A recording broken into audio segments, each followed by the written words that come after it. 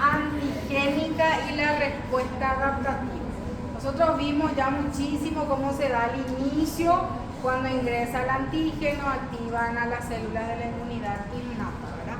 Pero ¿cómo ocurre eso en la inmunidad después adaptativa? Porque a partir de las células de la innata, estuvimos viendo antes, ¿verdad?, que se activa esa respuesta adaptativa. Y aquí ya vimos que si el antígeno ingresa por vías que van directamente a la sangre, directamente se van a activar las células de la inmunidad adaptativa, o si ingresa directamente ya en las mucosas, pero va directo a los órganos así principales, entonces eso le lleva directo a la circulación, automáticamente se activa la respuesta adaptativa. Entonces, vamos a ver que esa interacción antígeno y respuesta adaptativa se da en donde se tiene que reconocer el epítopo, ¿se acuerdan lo que era el epítopo del antígeno? Tanto por los linfocitos T y por los linfocitos B, se tiene que reconocer. Y esa porción del anticuerpo que se va a unir al antígeno, que va a formar ese complejo antígeno-anticuerpo, es lo que se conoce como, ya le dije hace rato, el parátopo. O sea, que esa porción del anticuerpo que se une al epítopo se denomina parátopo. Y también los linfocitos T se tienen que activar. De hecho, que acá no va a cambiar nada la activación. Necesariamente se necesita de las células de la inmunidad adaptativa para que se activen a los linfocitos T. No va a haber un cambio, solo que aquí va a ser a lo mejor primero, si es que no hay anticuerpos, van a tener que activarse las células que están en los ganglios, las células de la inmunidad innata que están en los ganglios, van a captar y van a presentar a los linfocitos T. Eso no va a cambiar, ni si entra por otro sistema, ese mecanismo tiene que ocurrir, porque el linfocito T no puede reconocer de otra manera, sino es por la presentación de un antígeno que hace la célula presentadora. Y esa diversidad antigénica que hay, porque el antígeno puede ser cuadrado, puede ser redondo, puede ser una pirámide, puede ser cualquier forma, puede tener un antígeno, porque acuérdense que un antígeno es cualquier sustancia extraña que ingresa. Entonces, esa diversidad antigénica, las células de la inmunidad adaptativa tienen que ser capaces, ellos tienen que ser capaces de reconocer, pero automáticamente reconocen y generan otros componentes ya para eliminar eso, ¿verdad? Porque acuérdense que si este antígeno era rectangular, después el mismo antígeno se vuelve un círculo, entonces el anticuerpo que estaba generado para eliminar que era en forma rectangular, ya no me va a reconocer esto. Entonces, pero el anticuerpo, las células de la inmunidad adaptativa tienen la capacidad de volver a reconocer esa sustancia que está allá, que está en forma circular, para poder eliminar después, porque los antígenos siempre, principalmente los microorganismos, buscan una manera de evadir la respuesta inmunitaria. Todos, tanto bacterias como virus, ellos tratan de evadir la respuesta inmunitaria. Entonces tienen un mecanismo de evasión siempre.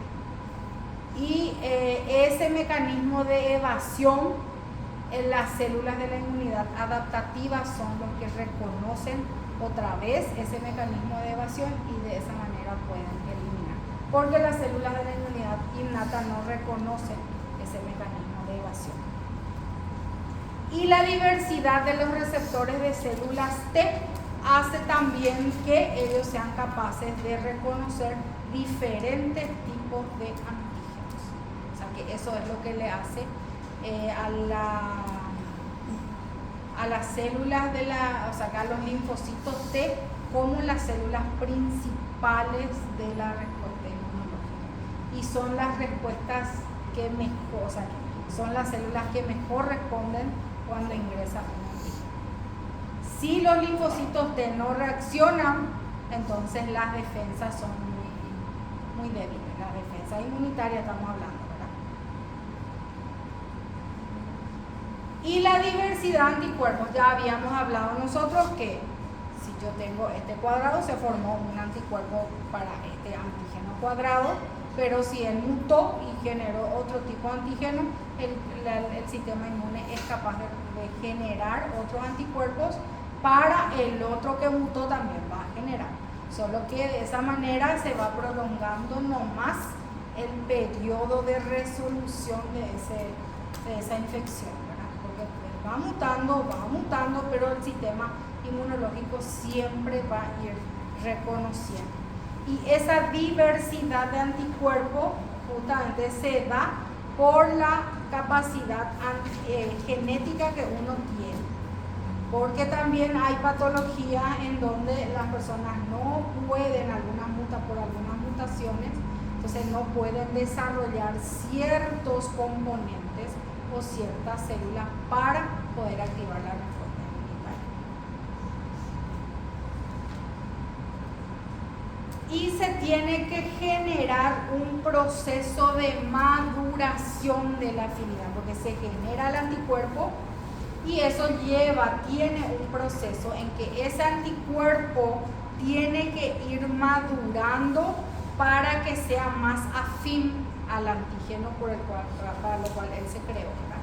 Entonces ese proceso se va afinando cuanto más tiempo pasa. Entonces vamos a ver que hay inmunoglobulinas que van a tener baja afinidad por un antígeno, el mismo antígeno, y hay inmunoglobulinas que van a tener alta afinidad por el mismo antígeno. ¿Por qué? Porque a medida que pasa el tiempo, esa maduración de la afinidad va mejorando, o sea que va aumentando, entonces las células son capaces de reconocer más fácilmente y por supuesto de eliminar más fácilmente.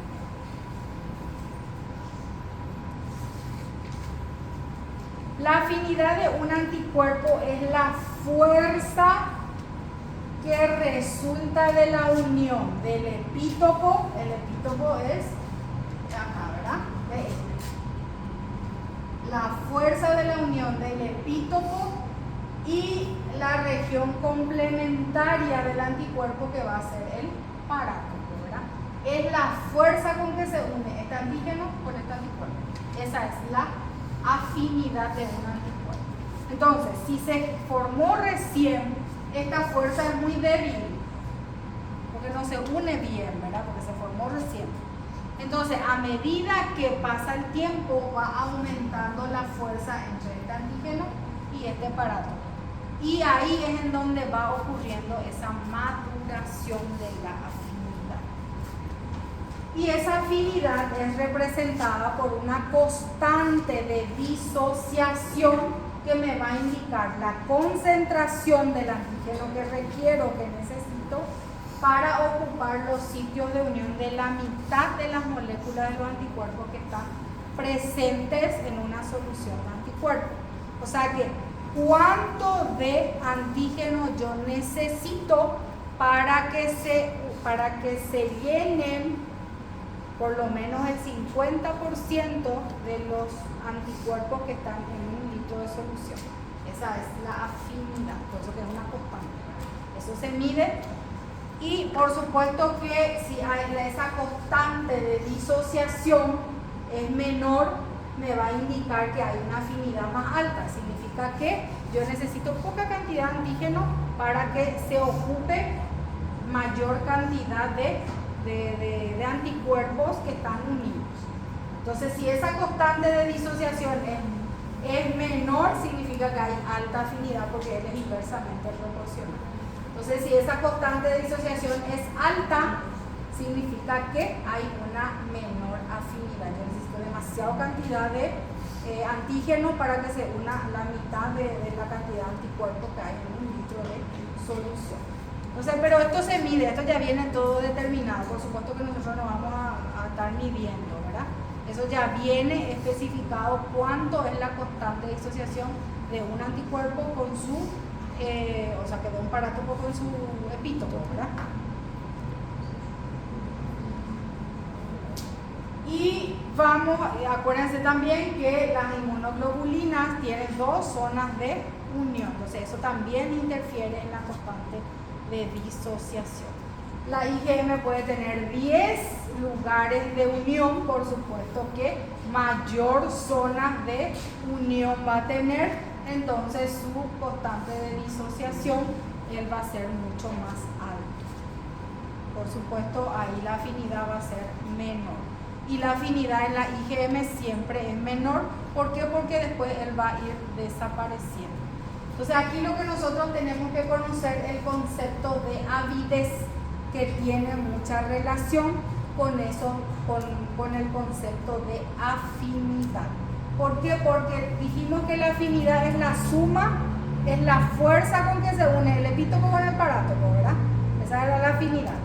Y la avidez es la suma de todas las fuerzas del epítopo con el parátopo. O sea que vamos a ver que yo tengo 2 zonas de unión, ¿verdad?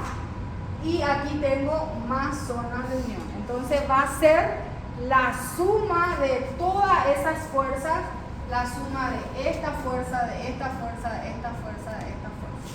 Entonces esa es la avidez. Y la afinidad es solamente, hablamos de la unión, la fuerza de unión en uno. La avidez es de varios, es la fuerza de varios puntos de unión. ¿Se entiende hasta ahí? Afinidad es la fuerza en donde se une una sola parte. Y la avidez es la suma de las diferentes fuerzas con que se une a diferentes zonas, ¿verdad?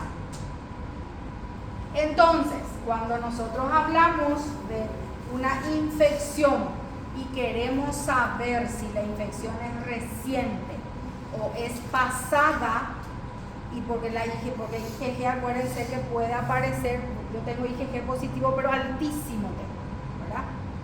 Y eso quiero saber si esa infección es reciente o es pasada. Por ejemplo, en la toxoplasmosis. La toxoplasmosis genera malformación congénita si la embarazada se infecta en determinados momentos de su gestación.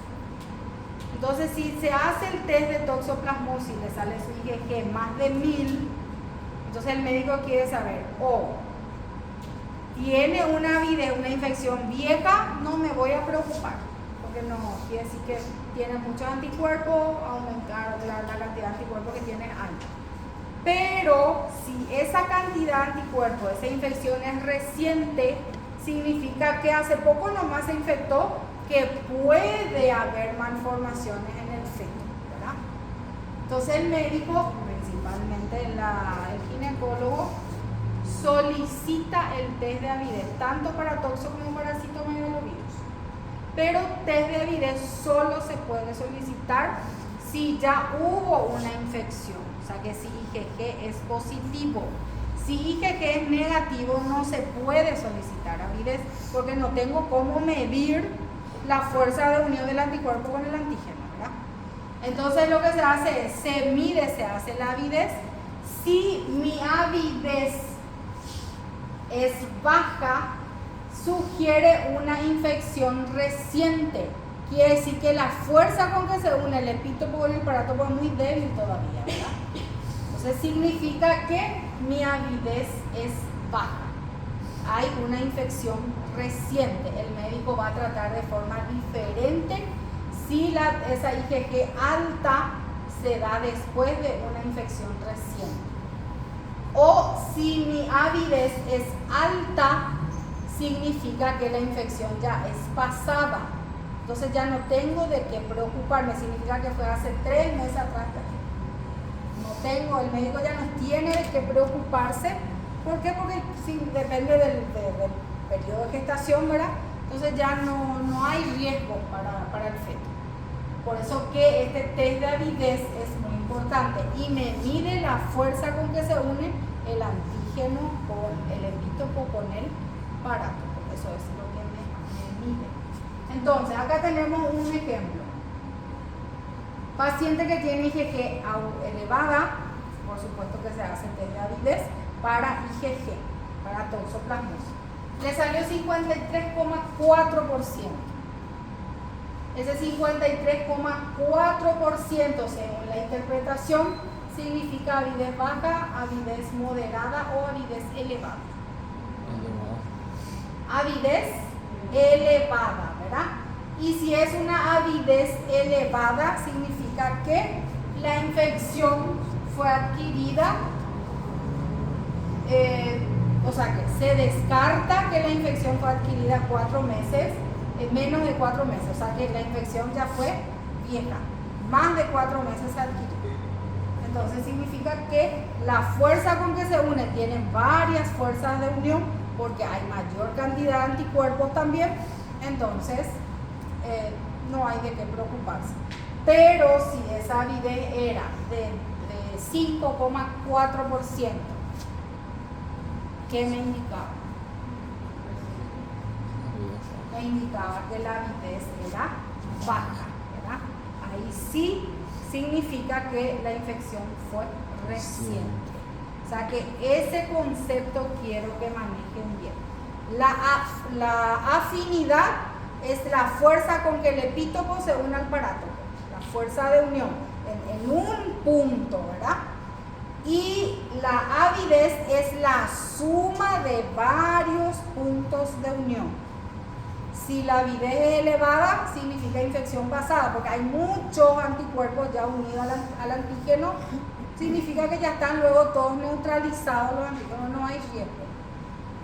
Si la avidez es baja, significa que la infección fue reciente. Ahí sí me tiene que preocupar los efectos de esa infección en el feto.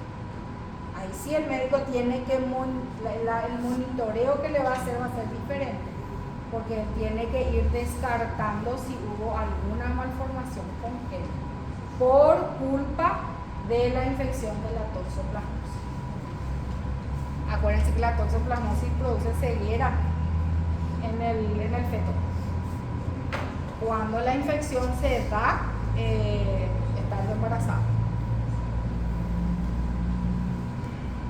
Bueno,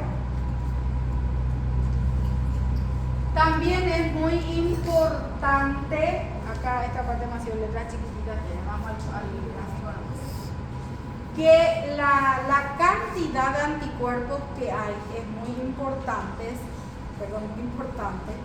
porque me va a indicar que cuánto de antígeno puede neutralizar. Tenemos una zona de equivalencia donde la cantidad de antígeno es igual a la cantidad de anticuerpos. Entonces, el anticuerpo va a neutralizar la misma cantidad de antígeno.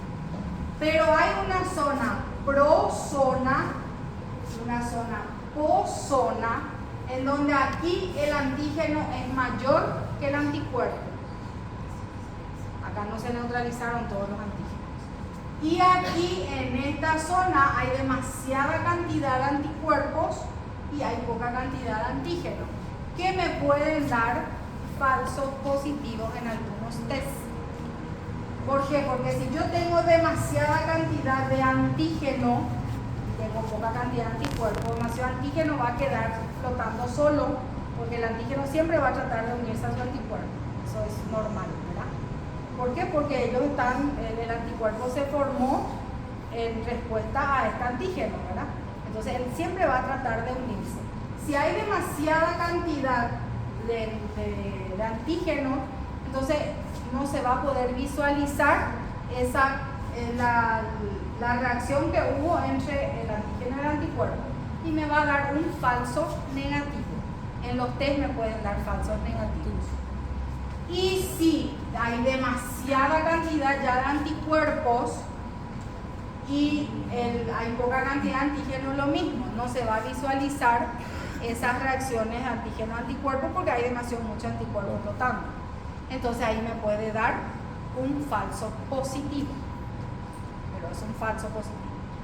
Y por eso que el mejor tiempo es en esta zona de equivalencia, en donde hay la cantidad adecuada, la cantidad normal de antígeno con la cantidad normal de anticuerpos. Por eso que no puedo hacer demasiado temprano el test, ni no puedo hacer demasiado después el test, porque si no puedo tener ambos extremos.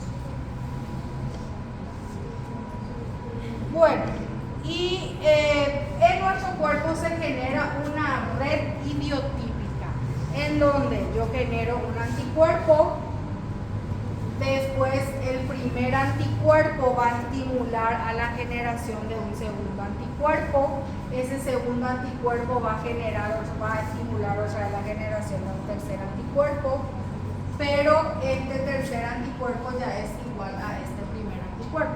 Y así sucesivamente. Entonces se va formando una red de anticuerpos en nuestro organismo. Entonces en nuestro cuerpo no es que podemos encontrar solamente. Por eso que hay anticuerpos de diferentes afinidades. Porque uno se generó, después el otro se generó en respuesta a esto. Si es que esto se modificó un poco, entonces el cuerpo va reconociendo y va generando un sinfín de anticuerpos diferentes con diferentes afinidades.